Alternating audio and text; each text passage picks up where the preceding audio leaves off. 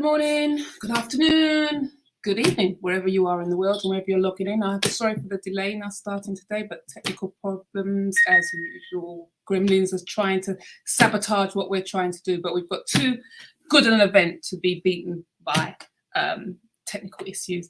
So I hope you've had a really good day. The sun's out. It's been absolutely fantastic. So everybody should be in a good mood.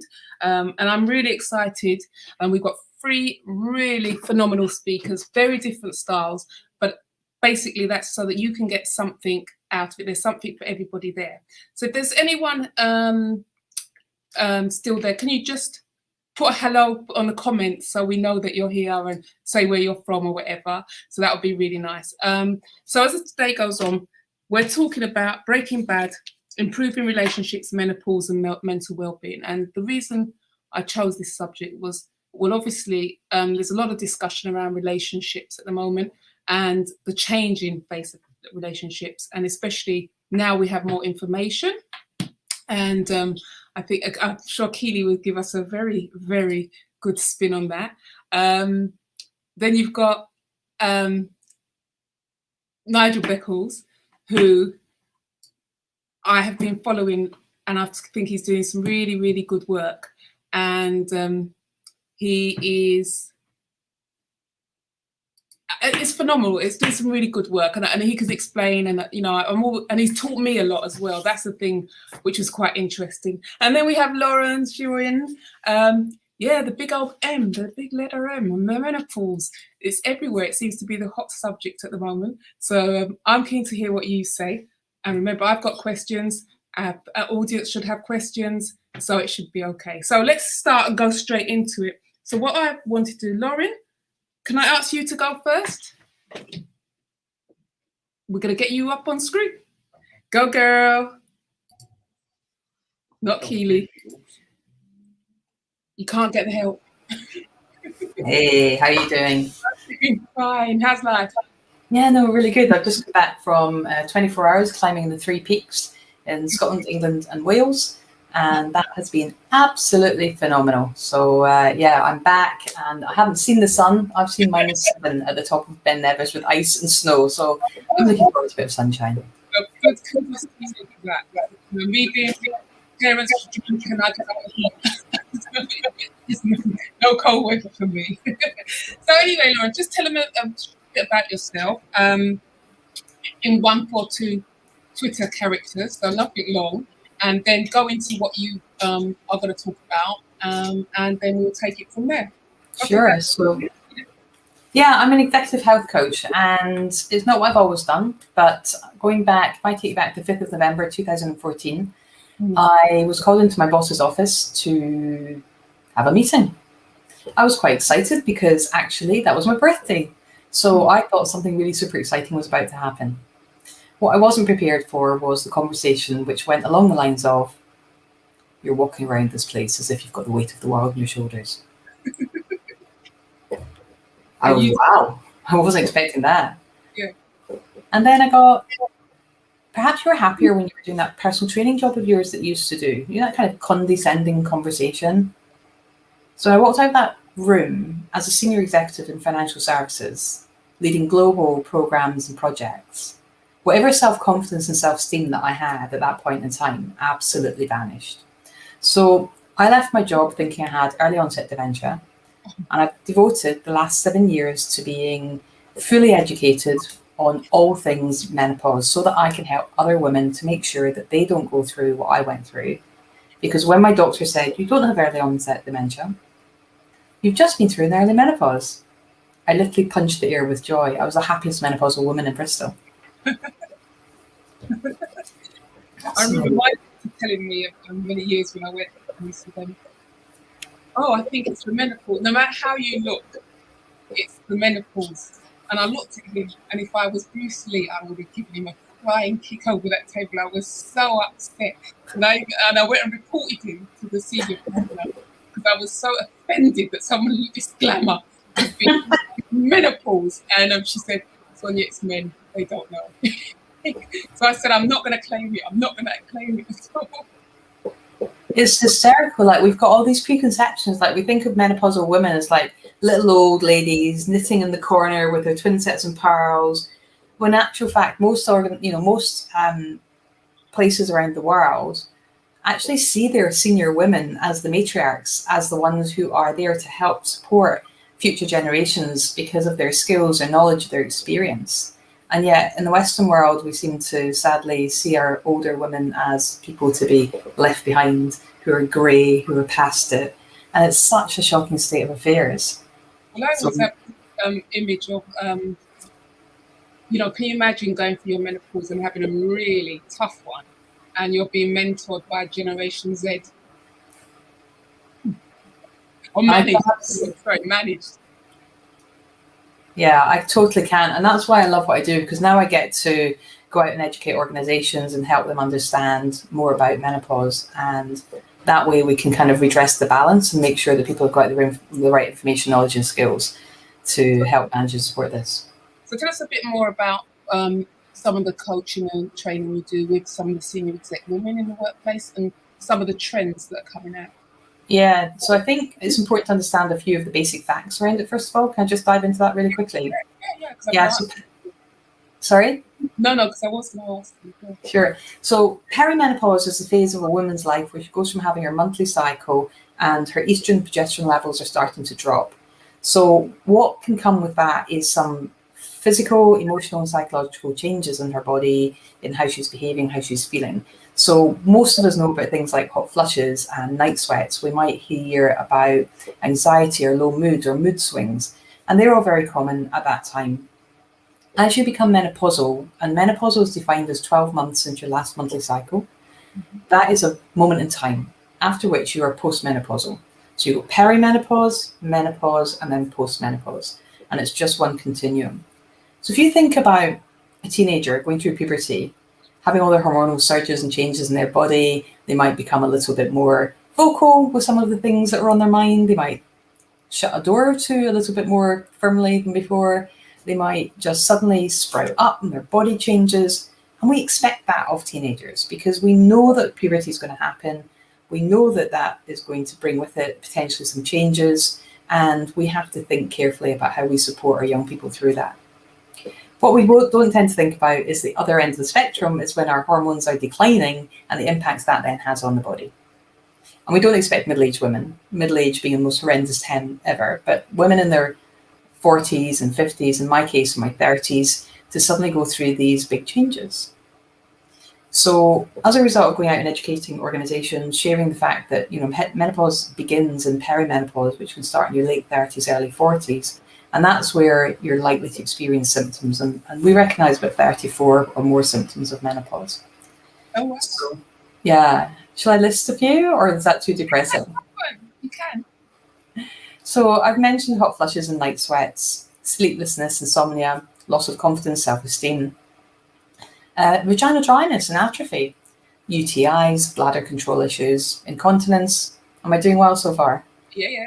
I'm about to do my research as well. I hope everyone's still tuning in. So, achy joints, hair appearing in places you don't want it to. Tweezers can become a girl's best friend. Hair disappearing from places you might have had to wax or shave before, if that was your choice. Just low mood, anxiety, just often feeling quite stressed and depressed. So all of these things are all related to menopause. Thinning hair, brittle nails, upset stomachs, gas, change of body odor, all sorts of different things. So the great thing is every single one of these things is manageable, treatable. And when it comes to the question you asked Sonia about trends coming through in the workplace, the most important thing is that women are getting educated. So over 96% of women don't know what menopause is or how it's going to impact them. Wow, that's a big statistic. Yeah, huge. And that's from over 10,000 women surveyed last year. Mm-hmm. So that's not I spoke to 4 people. This is the general trend. And each survey came back somewhere between 89 and 96% of women do not know what menopause really is or how it's going to impact them. So what I've started doing with my clients is one, educating the whole population on menopause so that people know what it is, how to recognize it, and how to support people through it. But also helping women understand what they can do, where they can go to get help and support, how to prepare for a conversation with your doctor or your employer or your partner. That's right. I think I mentioned to you before a story about a good friend of mine who was moving. He'd moved overseas and got married, and he was coming back to the UK, and he was getting himself a new house, and he was looking for a new job. And lo and behold, when I spoke to him, he said he was on the verge of divorce as well. So when he went back overseas, when we're getting ready to line him up with, him buying a house over here and setting up the new job, when I was talking about his wife, he was like, just beautiful. And I said, I'm confused because it sounds like you love her and she's your best friend. And he said, she is. I do love her. I said, so why are you getting divorced? And he said, because we haven't been intimate for over 4 years and I can't carry on living like that. I don't want to cheat. And I just need to do a change. I've just run out of options. I don't know what else to do to help. So as a result of a conversation I had with him and some questions with both of them, we discovered that she'd just going through menopause and was suffering with severe symptoms. So I'm pleased to say that they are both back at their respective jobs, having both been off long-term sick and him, almost resigning. They're back living in their house together and everything's been resolved. So it is manageable, it is fixable, and they are having, life and soul back into their little world again, which is fantastic. But menopause, the symptoms can be really far-reaching, and that's why it's so important for people to get educated.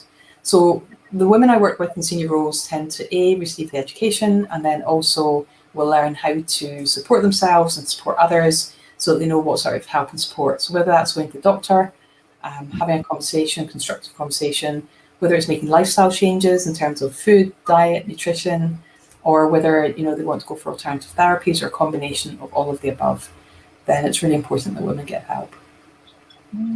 So, obviously, how women probably react would be very different, or is it different? So I'm just assuming, is it different in the workplace than it is at home, as it is in relationships, even in terms of parenting your children? What are some of the things we should be looking out for? Yeah, so I think that, in the workplace, it's really important to be looking out for behaviour changes. So if you're working with somebody and you suddenly notice that their performance changes or shifts or their attitude, their behaviour is different, first of all, never, ever assume that it's menopause. Clearly, we just want to look out for each other, right? But if you do notice a colleague is suddenly changing, then invite them to a conversation, to go for a walk and a chat or a cup of tea. Invite them just to come and join you away from the day-to-day grind and share what's on their mind, share what's going on with them. Because most women like myself, I didn't know I'd gone through menopause until after the event. We don't have a sign. There isn't like we do a test. No, look, we're menopausal. It doesn't work like that in the majority of cases. So often other people will notice changes in you before you do. So if you notice someone withdrawing, feeling a bit flat or down, the quality of their work's changed, just say that, you care about them, you've noticed some changes and would they be open to having a cup of tea, invite them to open up, and then make sure that you can feed back to them gently what you've noticed. Give them an opportunity to share. And then you can offer for them to think about how they're looking after themselves. Would they maybe benefit from going to have a chat with their doctor?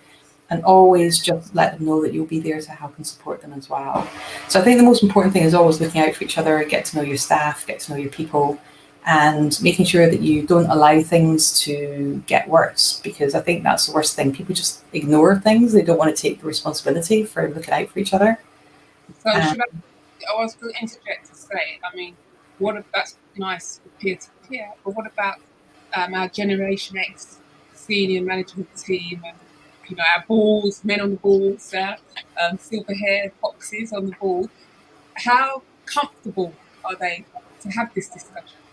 How informed are they? Yeah, so informed, no. I think we can answer that one really super fast. In terms of how comfortable are they having a conversation, if you'd asked me 7 years ago when I first started doing this, when I'd go to a networking event, I'd walk up and go, "Hi, I'm Lauren Chiren. I support women, senior women, going through midlife changes." And men would shake my hand, kind of do that, there now, little girl, and walk off. And there would be no conversation to have. The minute I put my shoulders back, put my head up, walked in boldly, shook my hand firmly and went, "Hi, I'm Lauren Chiren. I support organisations to understand why being menopause supportive is business savvy." And it makes Immediately the posture change meant the person I was talking to changed posture. All of a sudden I got, oh, really? Can I talk to you about that? Or, oh, my wife's beginning to struggle. Do you think you could help her? Or, oh, one of my team members or PA is struggling. Could you come in and chat to us? So I think it's a posture. There's a lot to do with how you position yourself and what you're saying. Okay, so I've got a few questions. So some questions have been submitted. So my first one, which I thought was quite juicy, they said, now that my periods have stopped, can I discontinue contraception? That depends. So the official guidelines, if you look up NICE guidelines on menopause, NICE guidelines, what they say from memory, and double check, because this is not medical advice, I'm not here to give medical advice, but typically if your periods have stopped for more than 12 months, then you should continue with contraception for at least 2 years. If your periods have stopped and you're over 51, then you should continue with contraception for at least 1 year. The reason behind that is that sometimes women will go without a period for about a year or so, and then they can come back, because there are so many other factors that can impact our periods and fertility. So always err on the side of caution if you don't want to fall pregnant. But like they do say, if you've not had a period for a while and then you suddenly start to bleed again, it is important to go and get a checkup from your GP, because it's obviously they will send you to the hospital to have a thorough checkup. Excuse me. I think if you are in your mid-40s, mid-50s and you haven't had a period for up to a year, then that's entirely normal. But if you've ever got any doubt about yourself, you should always get checked out. Well, I see some people are putting in some of their other symptoms about menopause. Right, next question. This was a good one. It kept coming up and up. What do I do about my aging skin? Oh, great. Same as you do for menopause. Look after yourself. So there's so many answers to that one, but I'm going to stick with what I teach rather than some of the other things that are out there.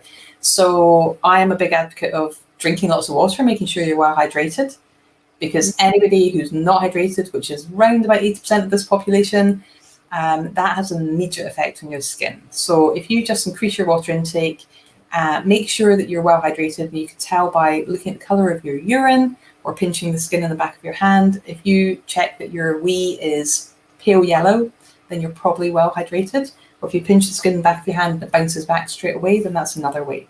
So I much prefer to use those as signs rather than saying drink 2 litres a day or 3 litres a day of water, because we get water from all sorts of sources and many things change how much we use up as well. So make sure that you're well hydrated. Number one top tip for skin. Your diet is super important. So if you've got lots of spicy foods and alcohol and caffeine, these things dehydrate you as well, and they have lots of other impacts on how your collagen is produced. So anything, I mean, it's good old fashioned stuff that most people find really boring, but it's basically looking after yourself, getting enough rest, having a good peaceful nighttime routine, eating well. It's all the good old fashioned things, and making sure you really use a good moisturizer, a good morning and evening routine just to cleanse your skin and moisturizer. And just finally, so we will come back to have some more questions. They were saying, is there anything I can do to stop my hair from thinning? So when your estrogen levels are fluctuating through perimenopause and menopause, then it can have quite a big impact on the strength of the collagen in the body, and how your nails and your skin and your hair feels. And your hair can thin a bit as well. It's such a broad question and can be quite individual in terms of your genetic background, your medical background, and a lot of other things. So in general, it's about good self-care, just making sure you're genuinely looking after yourself really, really super well. I would need to know an awful lot more background to be able to answer that more fully, but generally start off with good healthcare and general care, and then if you've got concerns, either get in touch or speak to your doctor. And one of the other questions that has popped up, that is too good to let it go. So we talked about the period. So ever since my period stopped, my desire for sex has decreased. Is this normal? Yeah, Spicy. It really is normal, and It's also really individual. So for some of us, our sex drive goes up through the roof, but then we suffer with vaginal dryness and therefore it becomes really painful, and that can put people off, and then you get a psychological block about wanting to be intimate. For other people, libido just drops off a cliff and they're just not interested anymore. For everyone's really different. The good thing is that in the majority of cases, all of these things are dealable with and reversible. So in terms of the intimate side, vaginal dryness, vaginal atrophy, using either a moisturizer or a lubricant, and if they don't work, then looking at something like a localized estrogen, which your doctor can prescribe for you, which is just we use a cream or a tablet or a tiny little rubber-like ring that you insert up inside, and that can help get things back to normal, including sorting out urinary incontinence. And the other part of it is, although it's not widely available everywhere, if your confidence, your sexual desire, etc., is dropping, then looking at talking to your doctor about testosterone as well, because that's where, sometimes we've lost our va-va-voom, we want it back, then that's a conversation worth having. Right. Lauren, any last comments before I move on to Nigel? No, move on, because I can talk about menopause for hours. Sorry, to Keeley, yeah? So we'll come back. Thank you for that. And one of the things while you're waiting to come back, thinking about some of is it the HRT drug that the doctors give you? The hormone?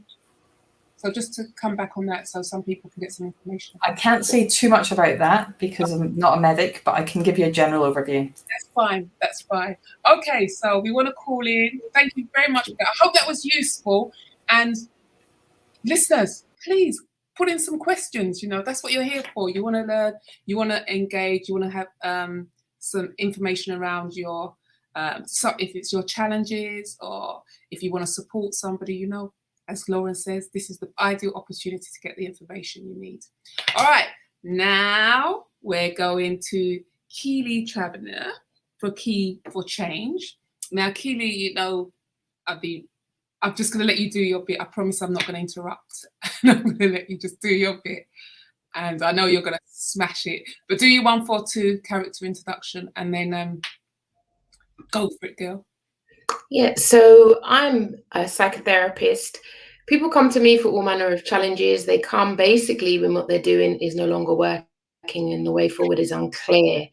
I work privately, so I'm often the last resort. People have tried other ways of dealing with their problem, be it shopping, all range of addictions. They've done a bit of CBT and kind of got to the point where they despair. I'm usually the last resort and I have absolutely no problem with that. One aspect that I specialize in is helping individuals overcome narcissistic abuse. Now, after many years of being in practice, I am, many people who've been in these situations are brimming with information about narcissists and what they've done to them, and as such can make themselves a victim because they don't see the behaviors that they exhibit that actually co-creates the situation. So, as I shift and expand, developing my practice, I now am passionate about helping highly empathic people understand what they do that causes unnecessarily difficult people, narcissists, to leech and draw for them. This is to help people to go from being a victim to develop their self-awareness, to understand exactly what it is that we do as empathic people that often results in people leeching from us. And I think that is, I'm really proud to be moving in that direction, and it's incredibly challenging for people as well. However, I believe we create our own reality. And if you're not self-aware, if you're defensive, if you just don't get it, you won't understand what you do to co-create your own calamity, your own pain, your own hurt. And one of the ways that I get people to realize this is straight away, I always ask people, well, have you blocked? I just realized what you meant. Yeah, man. Have you blocked? Asking the have you blocked question is always a wonderful way to get insight into the beautiful unconscious ways that individuals still hang on to relationships and will not practice radical self-care. Now, radical self-care, my peeps, is not about getting your eyebrows and your nails done. Yeah, that is so 2000. Yeah, self-care is about auditing your phone. It's about deleting the messages that you sit there rereading night after night and the voice notes. I'm not talking about archiving either. If your mental health is starting to be compromised, you have to be ruthless about looking after yourself. Otherwise, you're going to be the victim of your emotions and continuously go back and forth until you're threadbare. I'm passionate about helping people to see how we do it to ourselves, which to some degree is now considered to be, I find, controversial, because actually people aren't always happy to look at what they do. That causes them to be in very difficult situations. But for those who are a little bit more curious about themselves, I'm absolutely, the people love that opportunity to see what they do. I know. Can we get a bit of your background? You know, I'd like, you know, how you really got into doing what you're doing. Yes. So by the age of 20, I had 2 children. I would most definitely say my baby father was a narcissistic individual, but as a counsellor state raised individual, non-educated, I had no idea really about the situation I'd gotten myself into, let alone the word narcissism. However, as I began to read self-help books, Jan Levansan, I became inspired. And Jan Levansan, in the meantime, was very clear about us taking responsibility for ourselves. And that just spoke to my situation. That then inspired me to go back to college. I did an access course that led me to do a degree in psychology. Then I got my first job in Wormwood Scrubs prisons, where I worked with narcissistic individuals, often high-risk offenders. I continued to train. I did a master's in person-centered psychotherapy, and in 2012, I opened up my own practice, had no clients, and was like, well, what am I going to do? How am I going to, pay for what I've funded in terms of starting the business? How do I keep the business afloat? And so I'd gone general, and I soon come to realize after doing, the evolve course with Your Fine Self, that actually, I really needed to specialize, in firstly people who could actually pay me rather than kind of me. I wanted everybody from my estate to come with me, like, let's change, come on, we can do this. But actually I had to respect that people appreciate, I need to appreciate where people are at, and that not everybody wants to take, the kind of self-awareness, self-empowerment journeys. I really need to appreciate that for some people, staying in the dark is a choice that they make. They kind of enjoy, well, I wouldn't say enjoy, but there is that ignorance is bliss. And so 10 years on. Can I just go back to that? Because there's a feeling that sometimes it's the fear of actually taking responsibility and of the unknown, because you're going to actually change your whole life if you take action and take responsibility for that change. So what do you find from your clients? What has some of the fears been? What have they been saying in terms of fear? Well, I think with any abusive relationship, usually the victim lives in hope. They have a very unhealthy relationship with hope. It's quite fanciful. The idealistic relationship is often what they hold on to tooth and nail. And actually they circumnavigate or positively reframe the realities of their situation. And it's the fantasy that need to be looked at, because that is what stops people from accepting the situation as they are. They're optimistic, they see potential. And as long as those factors are in place, there's a desire to hold on vehemently. It's interesting. Because I remember doing one of the courses. Remember, we all know potential is unrealized potential. That's why they've not done anything, because it's unrealized. But it's again about, I'm thinking about how do we take the first step? Sometimes, because you can be in that relationship. Oh, that's what I was going to say. We could be in that relationship. You say that we're optimistic, and oftentimes the fantasy's in HD color. And what you have to do is put it in black and white.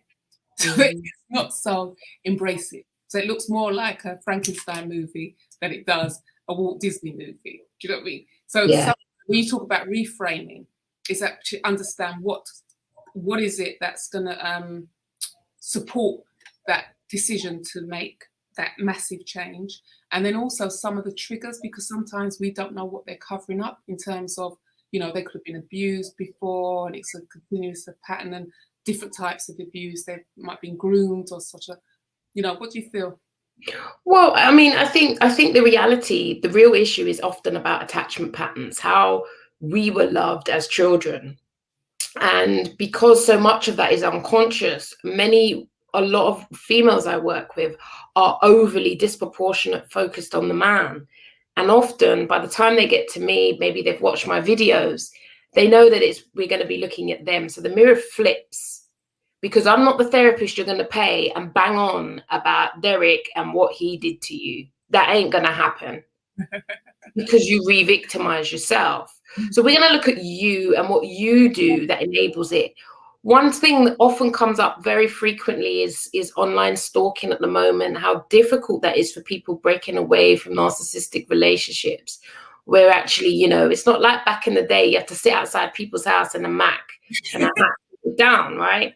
Yeah, with your best mate in the car underneath. You know what I'm saying? Hiding in the back, not at all. Now people are, you know, it's very difficult because temptation is all around us with social media. It's one of the reasons why my course, the Empath Self-Protection course, which we start in July, the foundation is that you need to audit your phone. Sitting there looking at your pictures of the best days when things was epically wonderful is not helpful to your sister. You got to check yourself before you wreck yourself. You see, keep it real, innit? Absolutely, 110%. Because I understand the far end of the spectrum.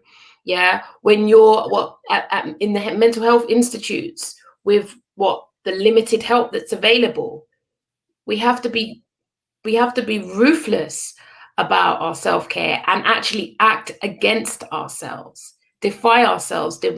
I always tell people, do not be in bondage to your bond. And because often in narcissistic abusive relationships, the beginning of the relationship was so epic. Yeah. It's that emotional attachment that defies logic, because people know it's nonsense, but it's because the emotion overrides the logic. And they make decisions from the emotional place. And I have to, you know, gently, nicely assist individuals to revisit their logic. Let's bring back the logic in. Let's look at your fantasy. Let's outline what is the fantasy you had for the relationship. Mm-hmm. And the more that is kind of released from inside their minds, they're able to, you know, have an awareness that actually so much of that was based on fanciful thinking. That's how we do it to ourselves. And we can really build a fantasy, can't we? What? And it's far easier to, because the reality is for so many of us, we have our own dreams and ambitions, and we are not actually pursuing our own potential. Many of us push all of our potential into a relationship, hoping that will make us happy and that will fulfill us. And actually, that's a perfect recipe for mental health problems. Let's be real. So, you know, I had a few questions for you, and then I'm going to go to Nigel, and then what I'm going to do, we're going to have a free-all after, so that everyone can say. So, one of the questions that came up: how would you define? What type of empaths have you dealt with? So, I've got a list of different types, but yeah. Well, I think the reality, I mean, how do I define? It's a highly sensitive person. It's someone who cares, can go above and beyond for others, tends to put themselves in other people's shoes. And one of the massive problems for empaths is they're highly agreeable. They're so agreeable, they focus on other people's needs and abandon their own. And this is how empaths and our trauma links back to our own attachment issues. So we're not great at identifying what we need, let alone asking for what we need. So we disproportionately focus on the other person. Now, if you're with a narcissistic individual, they are incredibly needy and demanding, which again gives that individual a perfect opportunity to not focus on themselves, which leads to increased self-neglect.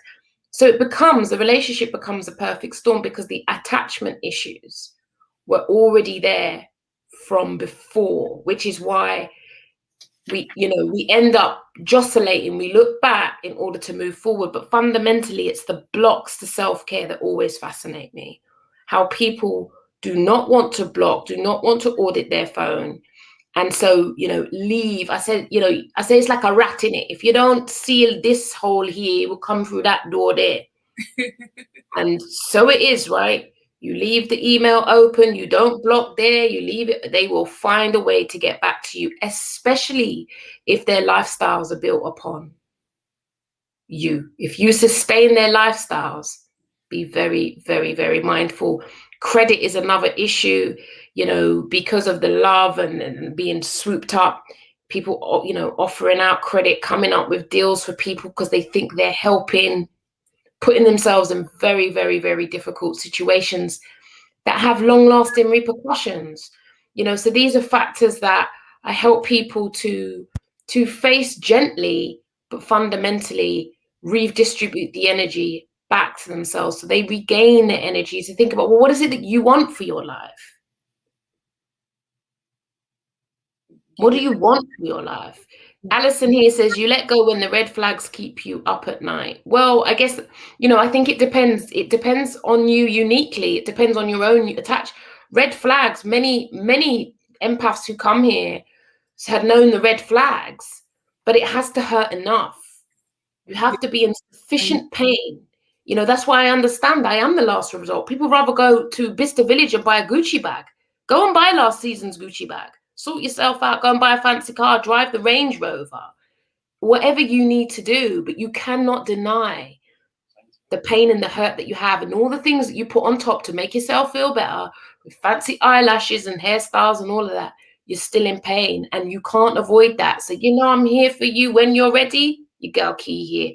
I ain't going nowhere, God willing. I'm here. Oh, okay, Keeley, thank you very much. We will be coming back to you because I've left a lot of time for us to get more from you. Just quickly, very briefly, just tell them a bit about one of the benefits of going on to your empath course. Well, one of the benefits is you realize, I bring together all the insights I've had from my own calamity as a therapist who, let me be frank, narcissists love me and I still love them. But I'm woke. I'm self-aware. They are drawn to me. And the more there's a beautiful benefit to accepting that. Can you tell? That's why I got to be friends with anybody before I need to be your friend because I attract them and they look great on the surface. And then when you dig down into the character, you see the unnecessarily difficult person. But I love the talk when you said you used to be on the prison and all of a sudden you was the hottest thing on the prison. Oh, absolutely. Yeah, man. Working in prison with a whole raft of offenders, with a whole raft of personality disorders. Jail is a great place to get to understand yourself. Ladies, if you're a 5 on road, if you're working in a jail, you'll be a straight 10. And if you're not careful, you get gassed.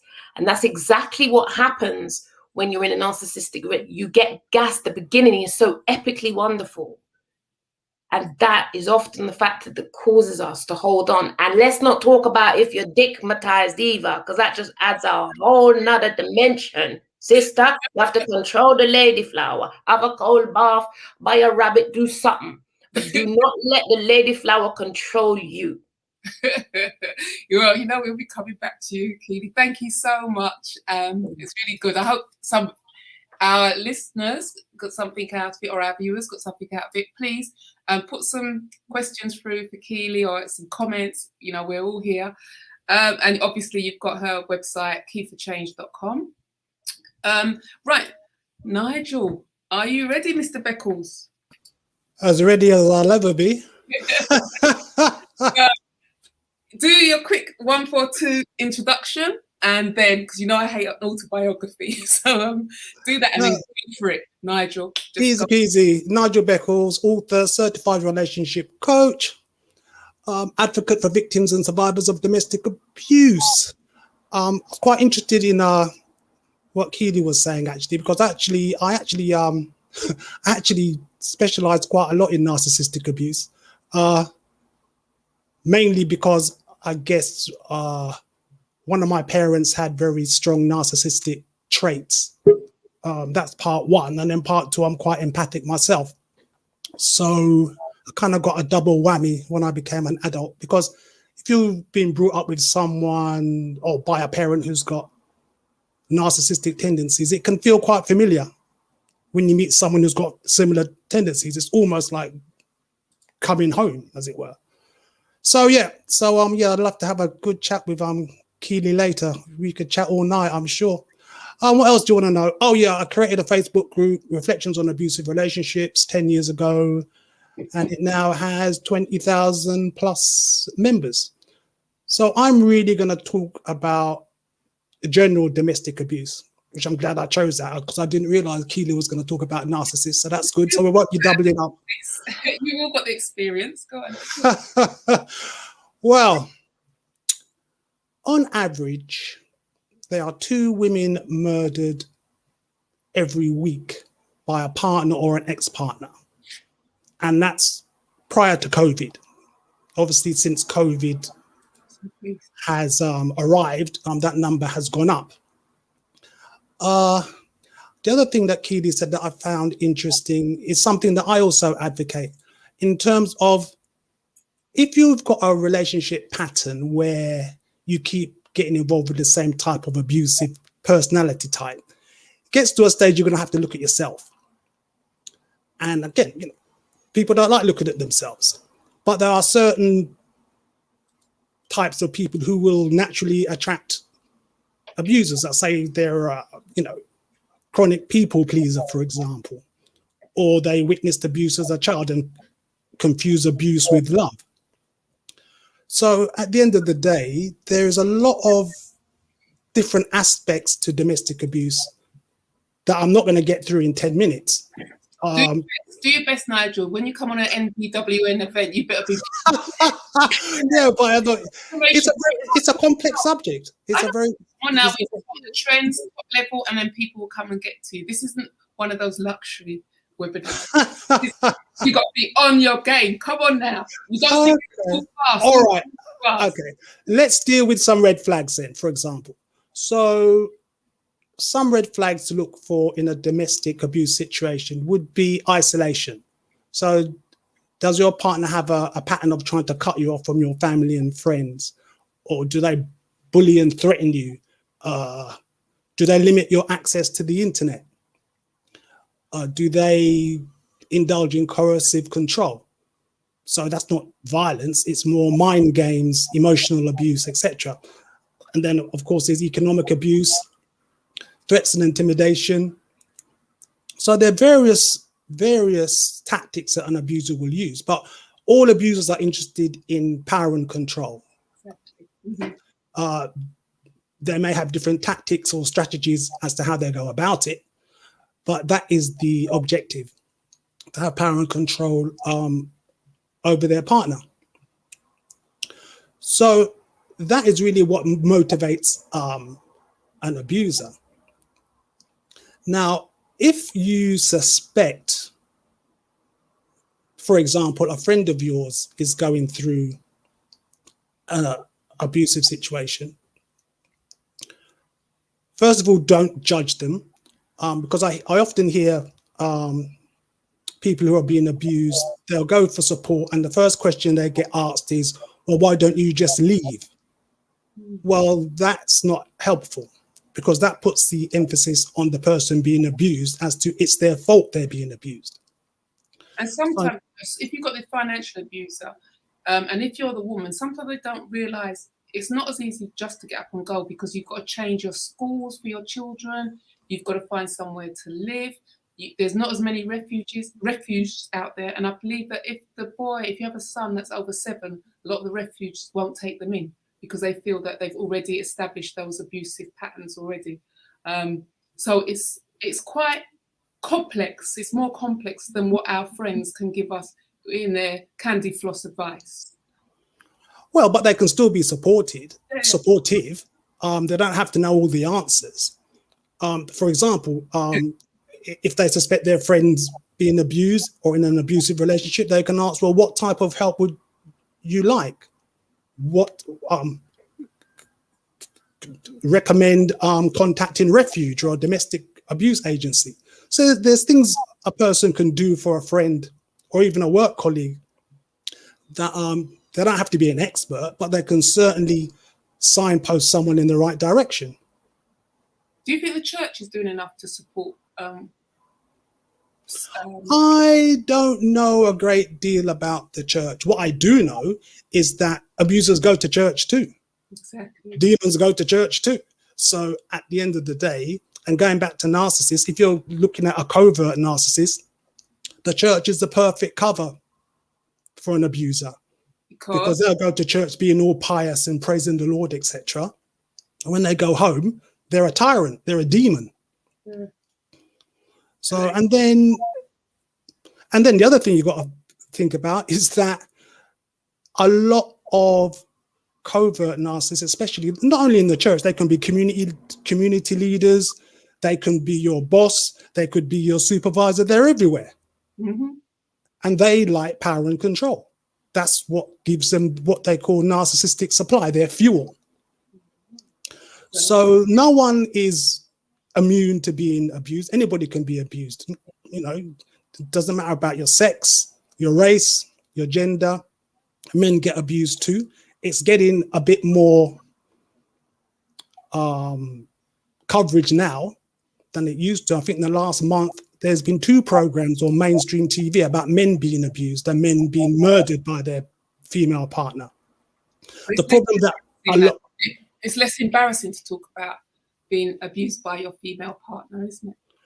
Well, the problem is for guys, you've got a couple of things to unpack there. First of all, boys are not socially orientated to show their emotions, except maybe for anger. So basically, a lot of boys get brought up, big boys don't cry, man up, etc. So they become adults who are basically scared of being judged by their peers. There's something called the guy code. So the guy code is guys generally talk about what's happening at work, what's the latest car, sports, etc. Anything except about their emotions, because they fear being judged by their peers and their friends. But then when you look at the research and you see the fact that men commit suicide at a rate that is 2/3 higher plus than it is for women, then you have to ask yourself the question, why? Why are men committing suicide at that higher rate? And I believe it's because they bottle their emotions up. But there has been an increase in male suicide since COVID with the lockdown, hasn't there? For both men and women. I mean, COVID has triggered a lot of mental health issues for a lot of people. Yeah, definitely. And it'd be interesting with the lockdown, because obviously they've not had access to services as they would have pre-lockdown. And you could just imagine them in wherever they live, it's just festering. It's like a pressure cooker. Their emotions would be like a pressure cooker, I would imagine. Well, it has not been easy for many people, because not only is there the isolation part of COVID, but then obviously there's a financial impact of COVID. They may have lost their job, for example, or their hours may have been cut. Or if they're out of work, they're not in a position to go and find work or look for work, because obviously you've got to go for an interview, you've got to mingle with people, etc. So COVID has had a lot of devastating effects for a lot of people, sadly. It's interesting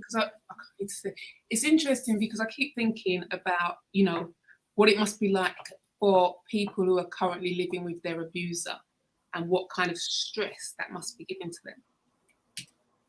Any feedback on that? Major stress, because the murder rate in terms of domestic abuse has actually gone up since COVID. So I think, going off the top of my head, I think it was, I think between April 2018 and March 2019, so that particular year, I think 80 odd women were killed by their partner or ex-partner. But then again, that is inevitable in many ways, because one, they're locked down with their partner, so they can't get access to support. to the support services, they've been hit by COVID, so their staff are not, their staff numbers are down because obviously staff members get COVID too. So basically you've got a double whammy where the cases are going up and the support has been reduced. And we're going to see something. Anyway, I've got some questions.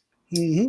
And my first one is, well, how as an individual are you primed for narcissistic abuse? Some of you are just maybe 2 or 3 people. Well, as Keeley mentioned, basically narcissists have what they call the narcissistic relationship cycle.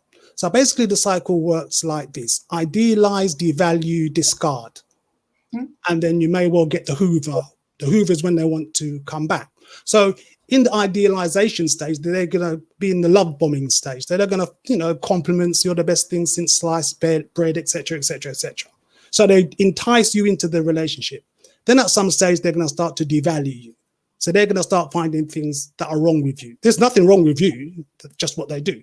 So they will then start to devalue their partner while they're doing the devaluation, but they're also looking for someone else to groom. Yeah. Because they're very well known for cheating. So they're not going to leave a relationship to be on their own. They're going to leave a relationship to go into another relationship. So there's usually an overlap. Then you get the discard, and the discard is basically when they get rid of you, because from a narcissistic point of view, everyone is considered as an object. You're not a living, breathing person with feelings and emotions, etc. You're an appliance, like a kettle or a pot. Right?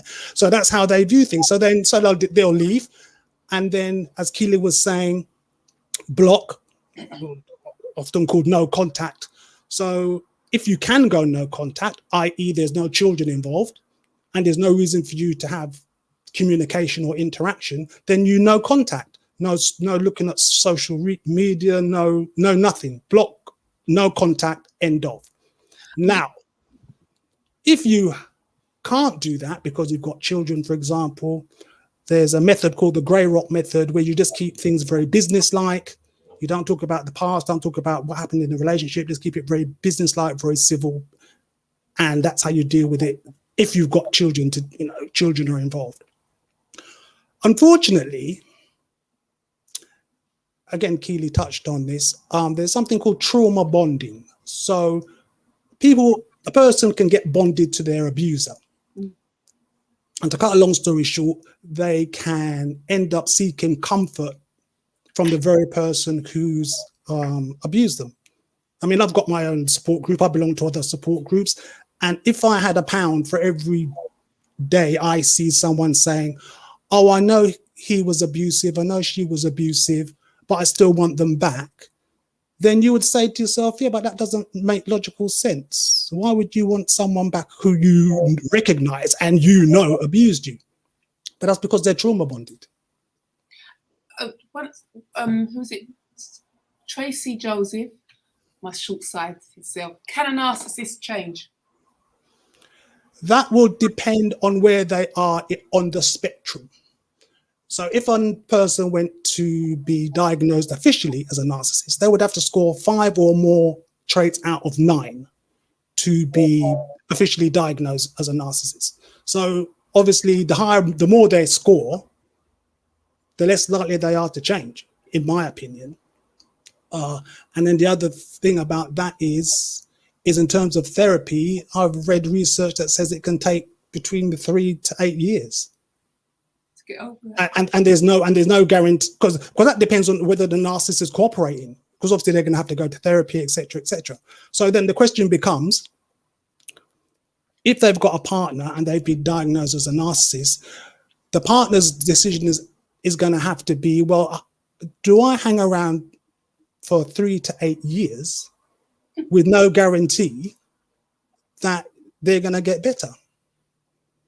In which case I would say, well, obviously you need to leave, because I'm not waiting around 8 years on a possibility. Yeah, on a whim. Sorry, what was I going to say? Because one of the other questions was how to avoid re-traumatization at the hands of clumsy clinicians. So if you're going to get treatment, well, you have to be. Well, I always say you have to research your therapist. So if you've been a victim of abuse, whether it be narcissistic or otherwise, you have to research your therapist. And ideally, you want a therapist who's been through what you've been through. There's a book by Robert Burney, The Dance of Wounded Souls, and he says someone who has not been in the dark can lead you into the light, which makes perfect sense to me. So ideally you need to find a therapist who knows what they're talking about, and ideally may have been through a similar experience. More empathy. Okay, so any final thoughts on your little session, and then I'm going to bring everybody in, and then we're going to kind of start coming off each other. Yeah. I would just say that there's always support and help out there, and if anyone is in a domestic abuse situation, they can call the National Domestic Abuse Helpline. They can also, and there's also Refuge. I mean, if they Google domestic violence support, there are various agencies out there, but they don't have to suffer alone or suffer in silence. There is help out there. I remember doing some work with the police, and they were doing some safeguarding, and one of the support agencies was saying that they work with the GPs. So what they do is, because the husbands often turn up with them, they can't really say what's going on. So what they've done is, in the ladies' toilets, put the leaflet in there and say, if you're a victim, this is the sign you have to do. And apparently it worked quite well, because it would work well, because the bottom line is couples therapy is not recommended if one of the partners is abusive. It's simple as that. Because, as I said before, abusive relationship is about power and control. So say, for example, person's being abused, they go to couples therapy, they mention something the abuser doesn't want them to mention, or says something the abuser doesn't want them to say. Then when the session's over and they go back home, they may well get abused further.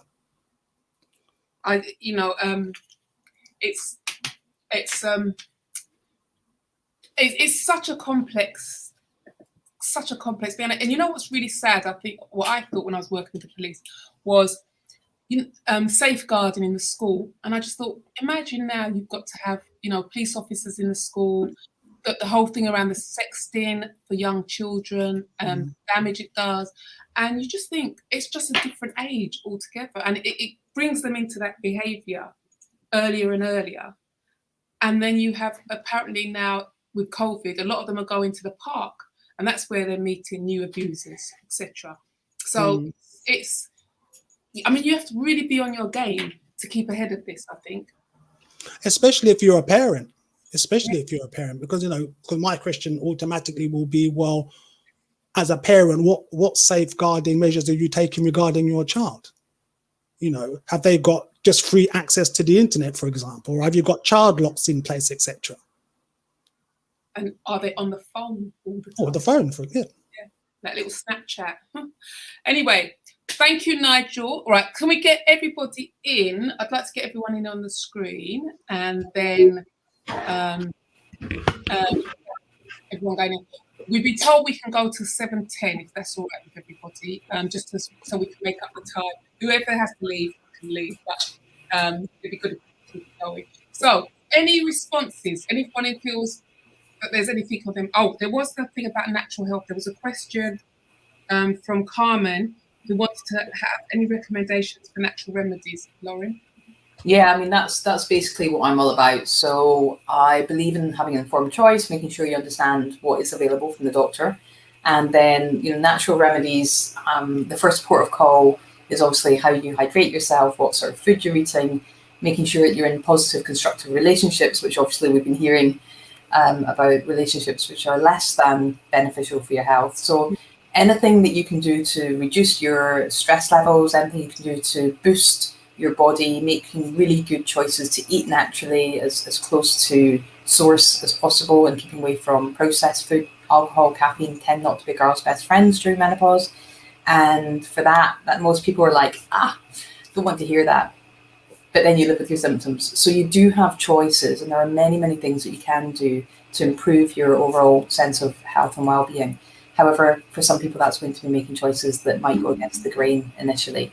In terms of looking wider than that, then looking at herbs, looking at supplements, looking at anything that makes you feel cool, calm, collected, and relaxed. So for some people, me, I'll go for a massage. That's my thing.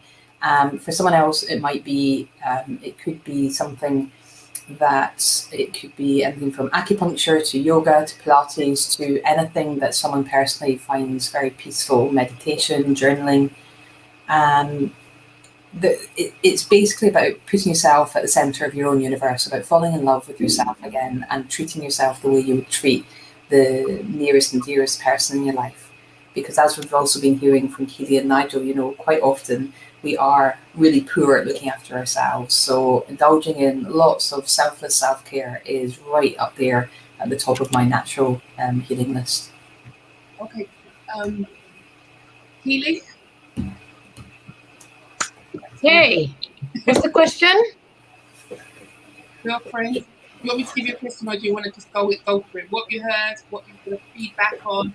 Yeah, one question that struck me was the question that can narcissists change? Often I find individuals who want the narcissistic individuals they're still in love with to change really ask this question. They really want to drill me on their capacity to change, because they still, that to me, it's always a sign of their hope that things would be different. And that is really to be careful of. I'm not saying that's true in this instance, but this is a question that often comes up, and I'm challenged. For as many times, for the years that I've been a therapist, whether I've worked in prison or I'm working privately, when I've ever worked with narcissists, there's always an agenda. For narcissistic individuals, there always has to be some sort of personal gain in terms of, I'll do that in order to get that. I have often found, and it's not necessarily everybody, but there's that genuine desire to look at oneself. And I think that is about their own trauma, because actually they've had to disassociate from their own vulnerability to have survived their own difficult childhood traumas. So I get it, but there's always this question that continuously comes up. The true challenge is, do you want to change? You are the only person that can change in that situation. It's only you. Anything else is knocking your head against the brick wall. And if you desire to do revenge, be careful. You will harm yourself. They are experts at the game. They know exactly how that you will lose. Tell me some examples you've come across in your life. I have to name the name. Well, people are always asking me about revenge, because they're livid. They're livid that they're here. They're livid that they're having therapy. They're livid that it's come to this situation.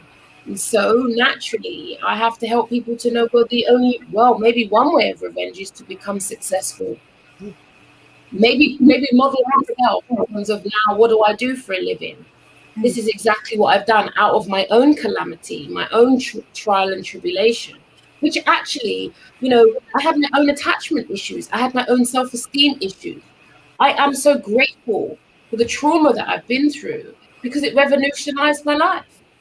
That's the secret to living a good life, that you make your pain purposeful. And many people don't do that. And I'm sorry, but if you don't, then you'll soon understand what happens. Life will get the best of you. Sadness, depression, anxiety take hold. And your life becomes smaller and smaller and smaller. And you observe others living fully. You gossip, you look at others, but you're not living for you. Do you? Nigel? Well, I just feel very, what's the word I'm looking for? I like Keeley. We're not having a love fest going on here now. I like. No, but because we're obviously in similar fields, and it's kind of nice to actually hear someone. I said to Lauren earlier that the word narcissist is thrown around a little bit too freely these days. Like people who don't really know what they're talking about. Just because someone's a bit obnoxious or a bit arrogant doesn't necessarily mean they're a narcissist, you know. So yeah, but no, I've enjoyed it. I mean, I mean, at the end of the day, I'm a very curious person, so I like learning new things, even about the menopause. Cause I've got female friends who are going through the menopause now. I was talking to one a couple of weeks ago, so I can pass on some of the information that Lauren has kindly shared. Okay, and Lauren, what do you feel? There's been a couple of questions. Can you see that one down there? Yeah, I mean, there's so much to learn about all these topics, and I think what's the central theme to all of them is that we need to nourish and look after ourselves. So when we look after ourselves and learn to step into our own power, that's where we become the most confident and capable and able to conquer whatever we're dealing with. And it's no different whether it's narcissism or it is menopause. But the last question, I had my last child at 42 years old. I'm still wondering about what the menopause really is. I've been diagnosed with fibromyalgia, which carries similar symptoms as described in the Change. So my fibromyalgia is a collective list of 36 symptoms that is used to describe what is really not describable. So if you take a certain number of the 36 symptoms for fibromyalgia, they class you as having fibromyalgia. And it's fairly limited in terms of what you can be offered for help and support. Menopause, if you are having erratic periods and you stop having a monthly cycle, then you know you're in menopause 12 months after you've had your last bleed. So that's fairly clear cut, but what's less clear cut is the actual symptoms. So menopause is when a woman has gone for 12 months without a monthly bleed, she's classed as being in menopause. But symptoms can start any time before then. So 3 to 8 years on average, symptoms of menopause can start leading up to the point at which she becomes menopausal. And symptoms can carry on for several years afterwards as well. So you will know when you're in menopause when you've gone 12 months without having a monthly bleed. And you're right, similarities. So what the symptoms used to diagnose fibromyalgia are very similar to the common symptoms of menopause. And basically it's when the body is feeling as if it's out of alignment with itself and causing behaviours and emotions and feelings that we might otherwise not wish to experience. So I hope it answers that question. Sonia, was there another one that? I was going to say, my periods, who's this? Hazina. My periods stopped around the age of 57 years, and people asked me about menopause. I didn't know how to answer as I couldn't identify with the stereotypical issues. Yeah. So, I mean, it's really, the thing is that my menopausal experience is going to be different from the next person, and it's all really unique. If you think that there are 34 symptoms, that we can have one, none, or all 34, and any combination therein, that you could start like me going through menopause in your 30s and actually become menopausal in 30, or you could be nearer your 60s. You might have had surgically or medically induced menopause through oophorectomy, hysterectomy, or cancer treatments. Everyone's experience of menopause is very different. And for the lucky ones who just sail through, you know, you have your monthly cycle, you stop with your monthly cycle, and then you just carry on with life as if nothing's changed, then you've just been through it, and, you know, there but for the grace of God go you. But, you know, it's so unique and different to everybody.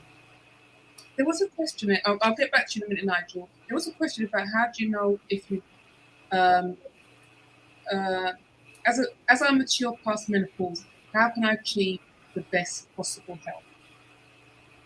I'm sorry, I just missed, is this lady postmenopausal? Yeah. So she says, yeah. How can you achieve the best health? It's all what we've been talking about, isn't it? It's about nourishing yourself. It's about self-care. It's about falling in love with yourself again. Because when you've got that, when your mindset is such that you are absolutely, totally at peace and one with yourself, where you completely love yourself, you let go of all the things that stress you, how you look, what other people think and say, all of those things, just let them be, because all of those things belong to other people. And when you can just fall back in love with yourself and treat yourself as if you were the most important thing in the world, you will eat well, nourish yourself well, surround yourself with wonderful people, step out every day, do something new. If someone had told me I'd do the 3 Peaks Challenge in my 50s, I'd have laughed. But, you know, I've come back this morning. It's been the best 24 hours I've spent. and I'm doing something that I wouldn't consider doing in my 30s or my 40s. So just find a new challenge, keep your brain engaged, keep growing, keep learning, keep being inquisitive and curious about life, but just nourish your body, keep yourself making great healthy choices, and just, focus on today. I think we talked earlier about, control the controllables, and that's really important as well. Just let go of anything that's not within your control, because it's not worth worrying about. I like what's come up a lot even in the narcissist, the menopause, sexual relationship. A lot of people are talking about this spiritual awakening journey. Oh, right. Yeah. Well, let's do this question because that sounds quite interesting. What is the difference between a narcissist and a high-functioning psychopath? Both of you. Nigel, you go first. The difference? Well, the thing to understand about personality disorders, they can be comorbid, which effectively means that you can have someone who's a narcissist who also suffers with bipolar. So basically the traits can overlap. So you can have a narcissistic sociopath, for example.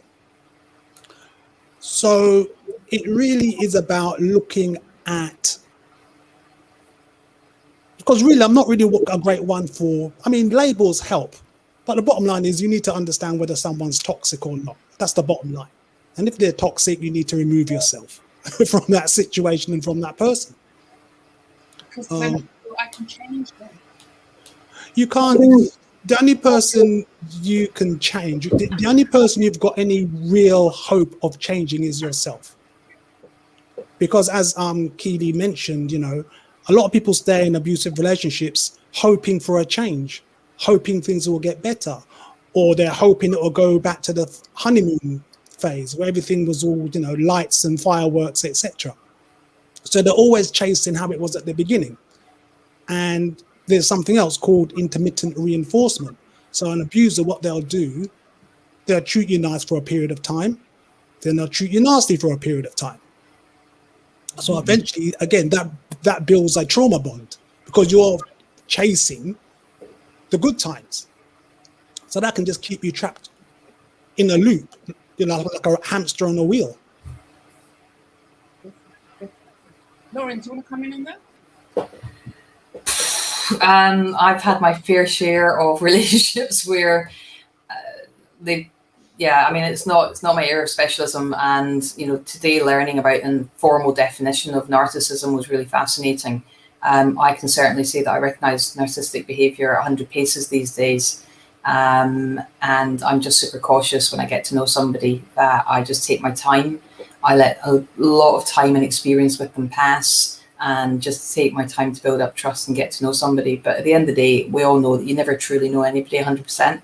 So it goes back again, not trying to link it to menopause, but it goes back to looking after and nourishing yourself and having a lot of self-belief and confidence, because it's so easy. And I've done it not, into recent years, I have gotten caught up in a relationship which didn't serve me at all. And you think you've recognized the pattern. And yeah, I think it all comes back to really building your sense of being, your sense of self and sense of value. I still believe there's a lot of people who don't know about narcissists and get trapped into the relationship. They can't recognise the signs, and they're just thinking, "What the hell is going on here?" But if you've never been involved with one, you're not gonna know, are you? And the other thing about many abusers, narcissists or otherwise, is that they can be very charismatic. They can be very charming. That's how they entice you in the first place. It's only until you're in, then the mask begins to fall off. Then you start seeing their toxic behavior. But by that time, you're probably emotionally invested. You might be financially invested. You've invested your time into that relationship. So just walking away can be difficult. That you might be trauma bonded on top of all of that. It's funny you say. I want to go back to, let's say, issues in the church, especially in our Black churches. I know it goes on in other churches, but in our Black churches, again, as you say, we've got the covert narcissists in the church wreaking havoc. Do you feel that our deacons and ministers and that should be actually, just as Lauren is doing work around menopause, because they should be doing stuff around menopause as well, that they should be doing stuff around narcissistic relationships, because all they tell you, get married, get married, get married. But they're not investing in making sure this is the right match. Well, the problem you're going to have there is that obviously the doctrine of the church is to get married and to stay married, you know, whether your partner's an abuser or not. So, you know, the pastor, you know, a woman may go to their pastor, say, I'm being abused, and then the pastor may say, well, go and pray. Yeah. Well, that's not helpful, is it? I know. You say pray and take action, do they? Well, yeah, I mean, I've got a very good friend of mine, and she was a Christian, and she became a 7-day Adventist, and she got married. But when she decided to divorce her husband, then the church basically excommunicated her. You know, when she went to church, people stopped talking to her because she'd gone against the rules, as it were. Let me just let everyone know. Lauren's gone. She's got an appointment, and Keeley's client has turned up, so she's had to go and do one of her therapy sessions. So it's just me and you, Nigel. So I want to go back. One of the things we haven't talked about, Nigel, because I know you do. What's this other thing I want? You know, as an advocate for victims and survivors of domestic abuse, what does that look like? Generally very sad. And you have to, or I've had to train myself over the years to detach my emotions, because, you know, you're reading some sad, very sad stories on a daily basis. And being quite empathic, obviously I will tend to absorb that energy. So over time, I've had to, like, say, you know, read it kind of dispassionately and just provide the best information I can provide. I mean, sometimes someone may post in my support group and say, look, I'm struggling, I want to leave, but I don't know what to do. They might, so I'll look at their Facebook profile, figure out where they live. They might live in California, for example. Then I'll just Google support agencies in California, and, you know, post a link for them. You know, so it's just, for me, it's about providing practical assistance, raising awareness and providing practical assistance. That's what I do. Well, let's have a look at a question from Hasina. What do you think? The church uses quotes from the Bible, often to encourage married persons to remain together. This perpetuates narcissistic situations. They call it love, referring to what the Bible says about love. Well, it's more talking about the institution of marriage, isn't it, as opposed to love at the end of the day, because that's what the Christian church is set up to do. As I said before, the church encourages marriage, and they encourage people to stay married, often regardless of the situation, often regardless of any abuse that's going on. And it's interesting because now, you know the British police, one thing about the British police, they'll always do a cold case. And it's interesting how some of these cases are coming out against some of these people in the church, you know, who have been abusers and abusing some of the members of the congregation. And it's now coming out to light, even if it's 10 years, 15 years from now. Well, as I said before, the church is the perfect cover.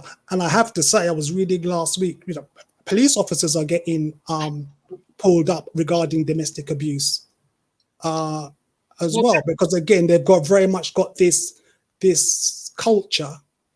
Well, I suppose very much like the States, where, you know, you don't snitch on your fellow officer. Mm. Mm. It's interesting you saying that, because I remember, you know, back in the day, when I used to always think about the detectives, you know, with the Scotch bottle in their desk drawer, and then going on to batter the poor wife, and she can't say anything because all the coppers are his friends. Mm.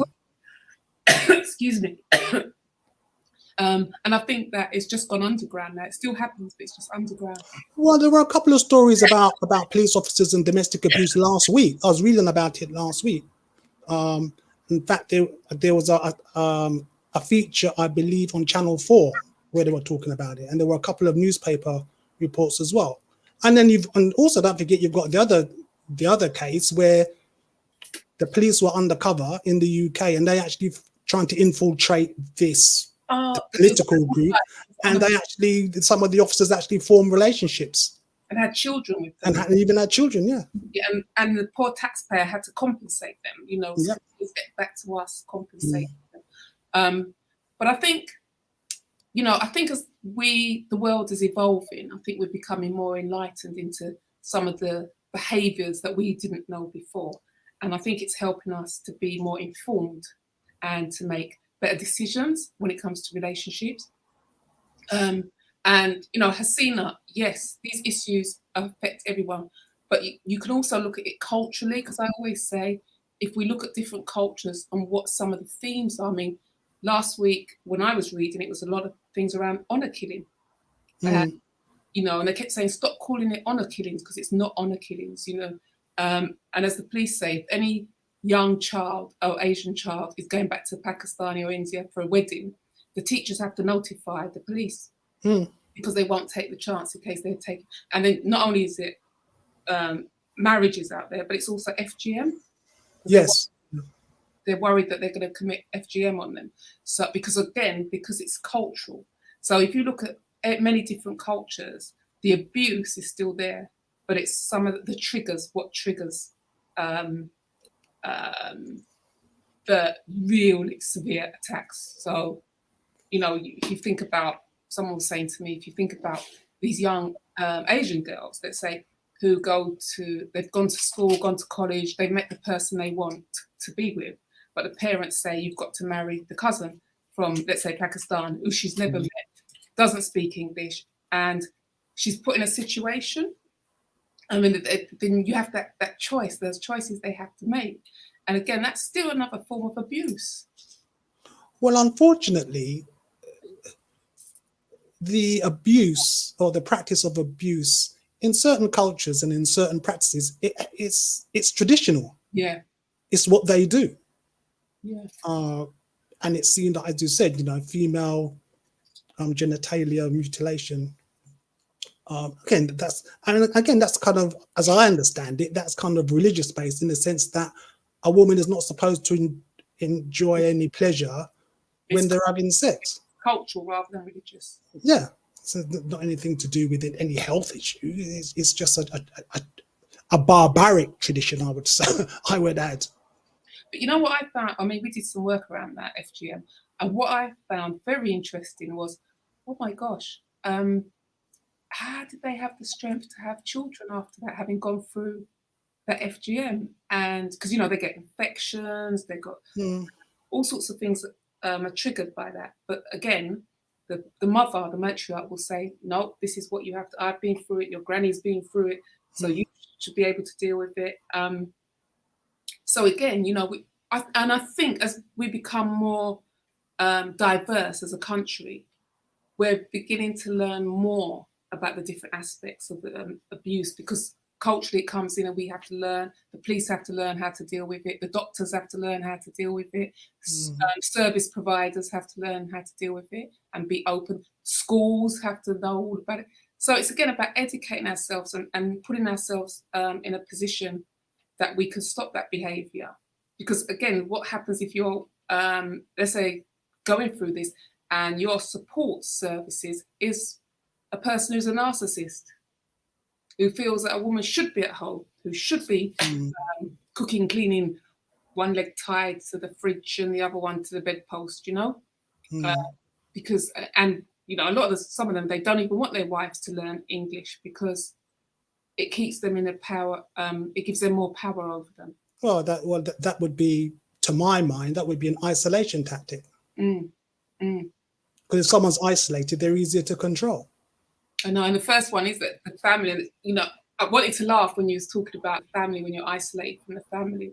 So, the good old West Indians, the worst thing is if you had brothers. So they never wanted the brother to know that they had done anything to you, because the brother and his friends, they would have just dealt with that one straight away, But we've become more bourgeois now, so we have to suffer in silence many a times.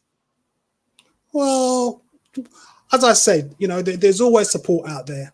You just got to be brave enough to reach out and seek some support, professional support. And if you're in a position where you can actually afford to pay a therapist, just make sure you research that therapist, that they know what they're talking about. Okay, we're in our final minute, Nigel. How can people get in touch with you? moi, they can email me at Beckles, that's Beckles, Beckles13@hotmail.com. My book's available on Amazon. They can visit my podcast website, which is author.NigelBecklesPodcast.com. Yeah, you've been very busy. How many podcasts have you done now? So I have, in the last 12 months, I've done 160 plus. well done. Woo! Well done to you, Nigel. Well done to you. I'd have to listen to Thank some. you. Anyway, I'm always promoting them, so you know that. I want to thank you. Thank our attendees. I hope you got something out of this. And hopefully we will see you at the next webinar. Thank you for joining us. Remember, you can find us at www.nbwn.org or follow us at NBWN Talks. And if you want to talk to me, at Sonia Talks. So hope you enjoyed it. Hope it was informative. And I hope you feel a bit more empowered about some of the subjects we taught. And what I will say, take care of your mental health. That's the key, because it comes at different levels, but it can escalate. So everyone, thanks very much. And I look forward to seeing you again. Take care now. Bye.